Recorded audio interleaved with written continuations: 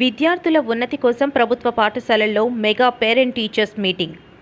సమాజానికి సరైన చదువు ఇవ్వకపోతే అభివృద్ధి దిశగా వెళ్లలేమని, విద్యార్థుల భవిష్యత్తు కోసం కూటమి ప్రభుత్వం చర్యలు. గౌరవ రాష్ట్ర వ్యవసాయ శాఖ మంత్రి కింజరాపు అచ్చెన్నాయుడు గారు, పాఠశాలకు అవసరమైన అన్ని మౌలిక సదుపాయాలు కల్పిస్తాం, మంచి హామీ. పిల్లల చదువుల వివరాలన్నీ తల్లిదండ్రుల దృష్టికి వచ్చేలా లీ యాప్ ద్వారా తెలుసుకునే అవకాశం ఉంది. రాష్ట్రంలో విద్యా ప్రమాణాల పెంపుకు విద్యాశాఖ మంత్రి నారా లోకేష్ ప్రత్యేక చర్యలు చేపడుతున్నారు. విద్యార్థులు తల్లిదండ్రులతో కలిసి సహపంక్తి భోజనం చేస్తూ వారితో మమేకమైన మంత్రి అచ్చెన్నాయుడు, పిల్లల చదువు ఎలా సాగుతోంది, తరగతి గదిలో పాఠశాలలో వారి నడవడిక ఎలా ఉంది, ఇంట్లో ఎలా ఉంటున్నారు, వారి బంగారు భవిష్యత్తుకు ఏమి చేస్తే బాగుంటుందో చర్చించేందుకు mega parent teachers meeting PTM సరైన వేదికగా నిలుస్తోందని మంత్రి అచ్చెన్నాయుడు అన్నారు. ఒక హై స్కూల్ ఉండాలని చెప్పి నిర్ణయం తీసుకున్నాం. ప్రతి మండలానికి ఒక జూనియర్ కళాశాల ఉండాలి, ప్రతి రెవెన్యూ డివిజన్ కి ఒక ఇంజనీరింగ్ కాలేజ్ ఉండాలి, ప్రతి జిల్లాకి ఒక మెడికల్ కాలేజ్ ఉండాలని 1996లో చంద్రబాబు నాయుడు గారు ముఖ్యమంత్రి అయిన తర్వాత తీసుకున్నటువంటి ఒక బృహత్తరమైనటువంటి కార్యక్రమమే ఈ రాష్ట్రంలో విద్యా విధానాన్ని మార్పు చేసింది. తద్వారా ఈ రాష్ట్రంలో పేదవాడు అందుబాటులో చదువుకోవడానికి అవకాశాలు వచ్చిన విషయం కూడా మీ అందరూ తెలుసుకోవాలని చెప్పి తెలియజేస్తున్నాను.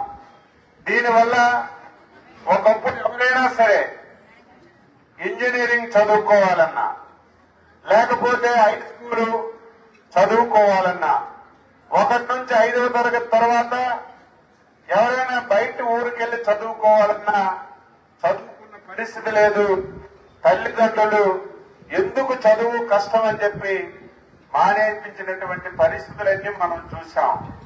ఈ రోజు చాలా సంతోషంగా ఉంది. పేదవాడైనా ధనవంతుడైనా, డబ్బు ఉన్నా లేకపోయినా అత్యంత ప్రాధాన్యత ఈ రోజు విద్యకి ఇస్తున్నారంటే అది ఒక శుభ పరిణామం అని చెప్పి మీ అందరికీ తెలియజేస్తున్నాను. ఈ రోజు పాఠశాలలు ప్రభుత్వంలో ఉన్నాయి, ప్రైవేట్ పరంగా ఉన్నాయి. చాలా వరకు మీ అందరికీ తెలుసు, గ్రామాల్లో ఈ రోజు చాలా వరకు పాఠశాలలన్నీ మూతపడిపోయాయి.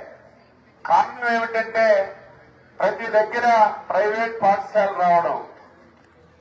ఎవరైతే ప్రభుత్వ పాఠశాలలో ఉన్నారో వాళ్ళందరూ ప్రైవేట్ పాఠశాలకు వెళ్ళిపోవడం వల్ల చాలా వరకు పాఠశాలలన్నీ మూతపడిన పరిస్థితి కూడా మనమే చూశాం. మళ్లీ తెలుగుదేశం ప్రభుత్వం ఈ విధానాన్ని మార్పు చేయాలి. మళ్లీ ప్రతి ఒక్కరూ ప్రభుత్వ పాఠశాలలోనే చదవాలనే ఉద్దేశంతో ఒక మంచి కార్యక్రమాలు తీసుకుని అమలు చేస్తున్న విషయం కూడా గుర్తుపెట్టుకోవాలి. అందులో భాగంగా ప్రభుత్వ పాఠశాలలో పిల్లలు చదువుకోవాలంటే ముందు ఉపాధ్యాయులు ఉండాలి. ఉపాధ్యాయులు లేకుండా పిల్లలకి ప్రైవేట్ వర్క్స్ కాకుండా ప్రభుత్వ పాఠశాలలో చదవమంటే చదివే పరిస్థితి లేదు. నేను చాలా గర్వపడుతున్నాను.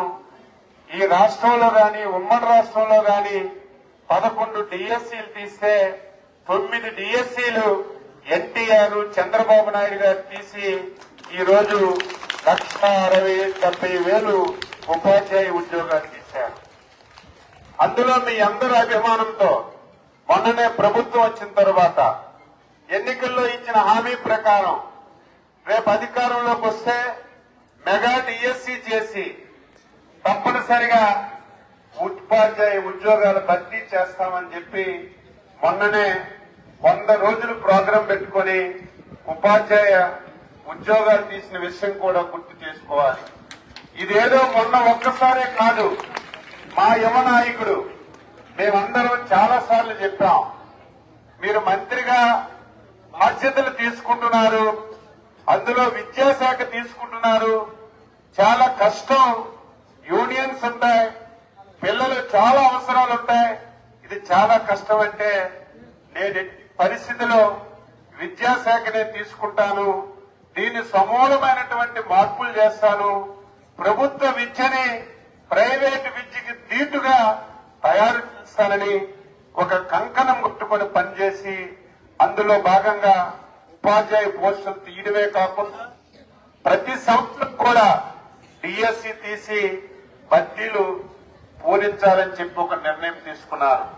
ఇది ఒక శుభ పరిణామం అని చెప్పి మీ అందరికీ తెలియజేస్తున్నాను. ఈ రోజు పాఠశాలలు నేను చాలా సంతోషిస్తున్నాను.